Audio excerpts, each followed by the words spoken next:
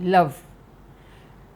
अगर हम लव की बात करें तो इसके इतने लामहदूद मीनिंग हैं कि अगर हम इसके चार इन लफ्ज़ों को अपनी ज़िंदगी का हिस्सा बना लें तो मेरा ख़्याल है कि सारे मसाइल जो उनसे ना यहीं पे आके ख़त्म हो जाते हैं। बिस्मिल्लाहिर्रहमानिर्रहीम। You are watching my channel positive life with Tahira Naseem.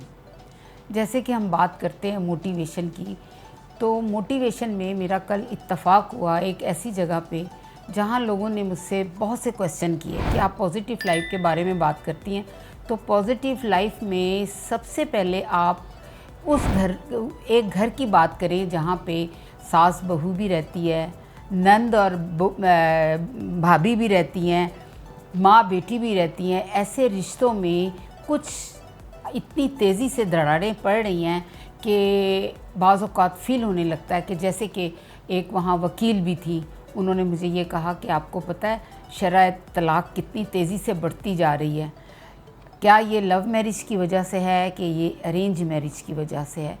तो इसको मैंने इसी नज़रिए से लेके आज आपसे बात शुरू करी है कि हम मोहब्बत को कहें कि जी ये लव मैरिज थी इसलिए ये कामयाब हुई है, ये अरेंज मैरिज थी इसलिए ये नाकाम हो गई है। नहीं, क्योंकि देखें जब हम एक घर में रहते हैं तो उसमें बहुत सी चीज़ों का हमें एक दूसरे से सामना करना पड़ता है। जैसे कि हम मिसाल ले लेते हैं कि लव मैरिज की।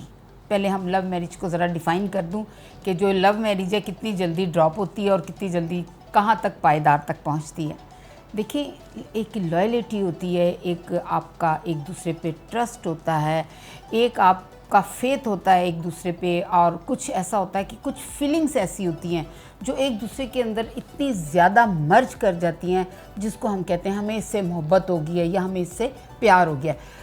लेकिन क्या वो ये फीलिंग्स जो हमारा एक दूसरे के साथ कनेक्शन होता है क्या वो ना ख़त्म होने वाला होता है? नहीं। हम बहुत सी चीज़ें हैं, बहुत से खाने हमें पसंद आते हैं, बहुत सी चीज़ें पसंद आती हैं। ये जो है ना लव अट्रैक्शन कुछ दिनों के लिए आपको समझ में आती है और उसके बाद जो है ये आहिस्ता आहिस्ता ज़वाल पज़ीर होना शुरू हो जाती है। हमें कोशिश ये करनी चाहिए कि ज़िंदगी को पहले समझें। What is the meaning of life. Life में भी चार लफ्ज़ हैं और लव में भी चार लफ्ज़ हैं। अगर हम इन चारों लफ्ज़ों को एक तरह से डिफ़ाइन कर दें और दोनों को मर्ज कर दें तो आपको खुद ही समझ आ जाएगा what is the meaning of love. ज़िंदगी का मतलब यही है कि आप एक दूसरे के साथ पहले मोहब्बत करना शुरू करें। मोहब्बत जब होनी शुरू हो जाएगी तो तमाम मसाइल, तमाम चीज़ें जो आपको पसंद होती हैं, जो आपको ना भी पसंद होती हैं, एक दूसरे की एहतराम कह लो या मोहब्बत कह लो, वो चीज़ें एक दूसरे के साथ ख़त्म होना शुरू हो जाती हैं। हम जब पॉजिटिव लाइफ में बात करते हैं तो हम जब एक घर की पैदा करते हैं, जब हम एक घर बसाते हैं तो हमारी कोशिश ये नहीं होनी चाहिए कि वो घर उजड़े ना, वो घर बसा ही रहे। और जो ये छोटी छोटी बातों पे नाराज़गी होती है, पेरेंट्स को भी चाहिए कि अपनी बच्चियों को भी और बच्चों को भी, दोनों को इस तरह से मोटिवेट करके रुखसत करें कि ये जीवन भर का साथ है और एक दूसरे को इसके अच्छा और बुरा करके सब एक दूसरे के साथ निभाना है।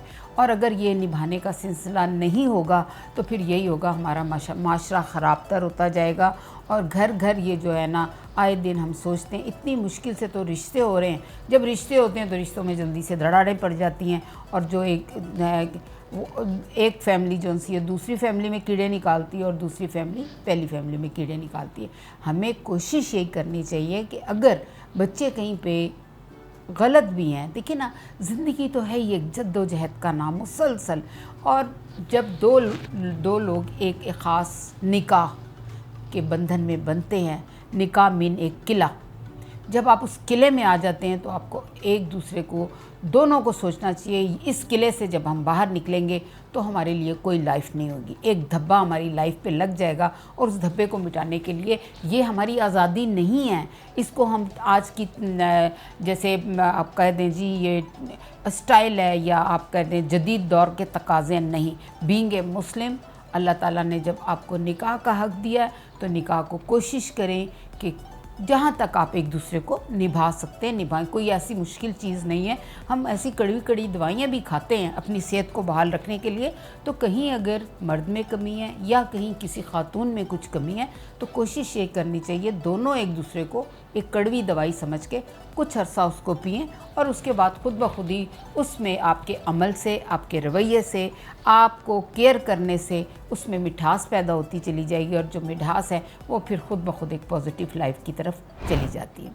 ये तो छोटी सी एक मोटिवेशन होगी, क्योंकि मैं जिस माशरे में या जिन लोगों से मिलती जुलती हूँ उन लोगों का मेरे पे ये भी आ गया है कि 2 चीज़ों को आप बहुत बताया करें, ताकि आज की जो हमारी नई जनरेशन है वो सिर्फ शादी को एक बहुत बड़ा एक स्टेज शो समझती है कि भाई बड़ा अच्छा फंक्शन हो रहा है, खाना पीना चल रहा है, और उसके बाद इसका ड्रॉप सीन 4 दिनों के बाद बेटी का भी मूड सही नहीं और बेटे का भी मूड सही नहीं कि ये मेरे कहने में नहीं है और वो मेरे कहने में नहीं।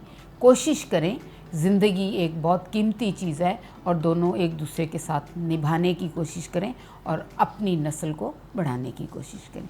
ये तो जी एक होगी छोटी सी आपकी मोटिवेशन। जब हम मोहब्बत की बात करते हैं तो सबसे पहले हमें अपनी ज़ात से मोहब्बत होनी चाहिए। हमें इस बात का फ़ख्र होना चाहिए कि अल्लाह ताला ने हमें पूरे औज़ा से, बालों से लेके नाखून तक तमाम चीज़ें ऐसी दी हैं जो जिनके साथ हम इंजॉय कर सकते हैं। जब आज मैं आप शुरू करती हूँ बालों से कि बाल जो है आपकी लाइफ में कितनी खूबसूरती है। आप एक मतलब एक डमी ले लें जिसके सर पे बाल ना हो, बिल्कुल वो गंजापन हो, तो आप देखिए उसके ऊपर आप मेकअप करें, सब कुछ कर दें, आपके अंदर उसकी कोई खूबसूरती नहीं लगेगी। लेकिन जैसे आप हेयर स्टाइल चेंज करेंगे, उसके बालों का स्टाइल बदलेंगे, उसकी पूरी पर्सनैलिटी चेंज हो जाएगी। इसलिए हम अल्लाह ताला की दी हुई नेमतों में से मैं समझती हूँ बाल हमारी सबसे खूबसूरत नेमत है और उसकी उतनी ही केयर करनी चाहिए। आजकल एक मतलब है सब लोगों को एक परेशानी है कि बाल गिर रहे बहुत हैं, बाल झड़ रहे बहुत हैं, बाल थिन हैं, बाल भुरभुरे हो गए हैं, बालों की रौनक चली गई है, बालों की शाइनिंग चली गई है। अब मैं आपको यहाँ एक इतना छोटा सा एक नुस्खा बताऊँगी कि आप अगर उसको, मैं 7 गारंटी से आपको बात कहती हूँ, जब मैं आपको कोई रेमेडी बताती हूँ तो समझे वो बहुत दफ़ा आजमाई हुई रेमेडी होती है और उस रेमेडी को इस्तेमाल करने से यकीनन आपको इसमें फ़ायदा होगा। जैसे ये एक मैंने लिए हैं, आप 1 कप चावल ले लें। ये चावल भीगे और उसको 2-3 दफ़ा चावलों को अच्छी तरह पानी से भिगो लें। ये देखिए ये 1 पाव चावल है। इन चावलों को आप कोई भी चावल ले सकते हैं, चाहे ब्राउन चावल लें या बनास्पति चावल ले लें। टोटा चावल लेना चाहें तो भी ले लें, क्योंकि हर चावल की खासियत में कोई फ़र्क नहीं पड़ेगा कि आप कोई महंगा चावल ले लें, आप सस्ता चावल भी ले सकते हैं। ये आप मैं रेशो जो बता रही हूँ वो देख लें। 1 पाव चावल आपने लेना है और चावल को 2-3 दफ़ा अच्छी तरह वॉश करना है, ताकि जो चावलों को जब हम ये छनते हैं तो उसके बाद इसको प्रिजर्व करने के लिए कुछ ना कुछ इसके ऊपर केमिकल लग जाता है, ताकि अच्छी तरह वो केमिकल पानी से धुल जाए। पानी 3-4 दफ़ा पानी से धोने के बाद आपने 1 पाव चावलों में 3 पाव पानी डाल के किसी देगची में या किसी सॉस पैन में इसको चूल्हे पे चढ़ा देना है। चूल्हे पे दरमियानी आंच रखनी है, बहुत तेज़ आंच नहीं रखनी। जब पानी उबलना शुरू हो जाए तो आप उसका टाइम देखें और एटलीस्ट 5 मिनट बिल्कुल घड़ी से देख लें, उबलते हुए पानी को देख लें।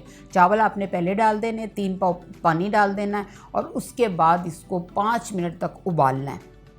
5 मिनट तक उबलने के बाद और इसके अंदर आपने चम्मच फेरते रहना है। जो पानी भाप से उड़ेगा वो कम हो जाएगा, बकाया इसके अंदर जो पानी रह जाएगा 5 से 7 मिनट का इसका लास्ट पीरियड है। अब आपकी आंच का अंदाज़ा होना चाहिए वो कैसी है।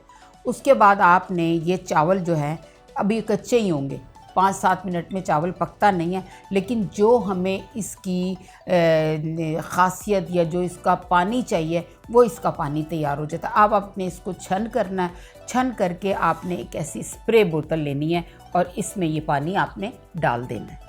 ये स्प्रे पानी डाल के आपको हर रात को, आप देखिए रोज़ आपका ये मामूल होगा। आपने इस बोतल को रखना फ्रिज में है, ताकि क्योंकि ये उबले हुए पानी का चावलों का पानी है, तो हो सकता है इसके अंदर थोड़ी बहुत, अगर आप बाहर रखेंगे मौसम भी गर्मी का, तो इसके अंदर स्मेल आ जाए। आपने इसकी स्मेल को ख़त्म करने के लिए इसको पानी बॉटल को आपने इसको फ्रिज में रखना है।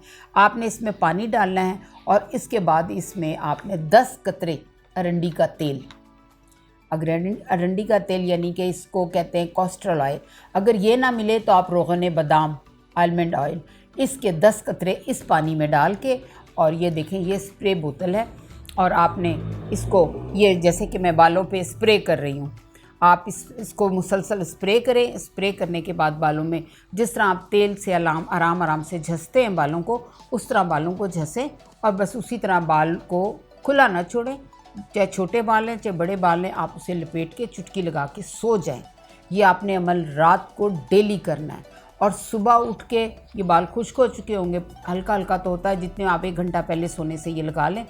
सुबह जब आप उठें, ये है एलोवेरा, आप फ्रेश एलोवेरा भी ले सकते हैं या अगर आपके घर में है ताज़ी लगी हुई तो भी आप उसको काट के और उसको थोड़े से पानी में, अगर आप फ्रेश लेंगे तब भी, और अगर ये लेंगे तो आप यही समझ लें कि ये 1 टीस्पून आप एलोवेरा पानी में डाल के दोबारा घस दें अपने बालों में और बस उसके बाद बालों को खुशक कर दें। कोई आपको ऑयल की ज़रूरत नहीं पड़ेगी। बाल आपके थोड़ी देर बाद बिल्कुल ऐसे लगेंगे कि आपने कोई स्प्रे करके या बालों में आप थोड़े दिनों बाद आपको शाइनिंग भी आ जाएगी। ये अमल एक दफ़ा बस रात को कर लें और सुबह उसके ऊपर एलोवेरा लगा के आपने जहाँ जाना है, जैसे आपने बाल बनाने, ना ये बाल स्टिकी होंगे, ना इनके अंदर कोई ऑयलिंग होगी, कुछ भी नहीं होगा। और ये होगा 3 या 4 दिन तक रोज़ आपने यही अमल दोहराना है और उसके बाद चौथे दिन आपने इसका एक शैम्पू, में अभी आपको हर्बल शैम्पू ही बताऊंगी क्योंकि अब हम लोग बहुत से लोग हैं जो कह रहे थे कि जी हमें कुछ चीज़ें जो आप बता रही हैं उसकी एक सीरियल बना दें।